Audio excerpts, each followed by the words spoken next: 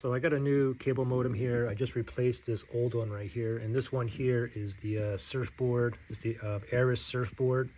Model number is SB8200. Okay.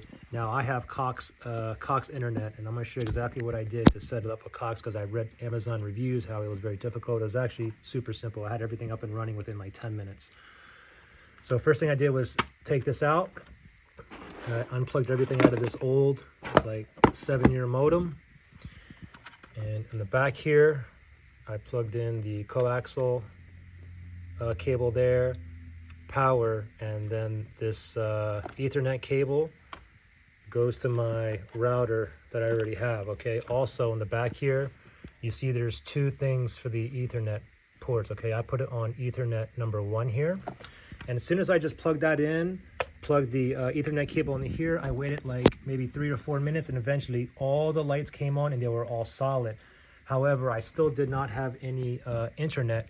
So I called Cox up, and simply after you call Cox up, they're going to ask you, they asked me two things, basically what my serial number is, as well as my MAC address. They're both right there. Okay. And once I gave them that, they activated it. There was like an update, I guess. The lights were flashing, going crazy for like maybe 3 or 4 minutes. All of a sudden, all the lights went on.